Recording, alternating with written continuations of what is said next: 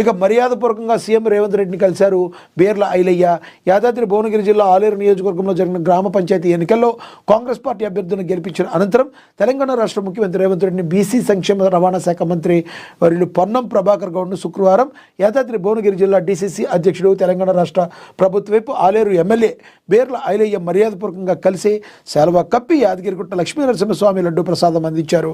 ఆలేరు నియోజకవర్గంలో 80% సర్పంచ్ అవార్డులను గెలిపించినందుకు అభ్యర్థులను గెలిపించినందుకు రేవంత్ రెడ్డి బీర్ల ఐఏలైనను అభినందించారు. మరి ఎన్నికల్లో కీలక పాత్ర పోషించిన ఎవరినైనా కూడా అభినందించకుండా ఉండట్లేదు. మరి సీఎం రేవంత్ రెడ్డి తనదైన స్టైల్లో ముందుకు దూచుకుపోతున్నారు. ఇక దేశం విదేశం అని చెప్పి మరి ఎక్కడెక్కడైతే ఏమేమైతే ఉన్నాయో ఇంపార్టెంట్ న్యూస్లన్నీ కూడా ప్రచురించారు.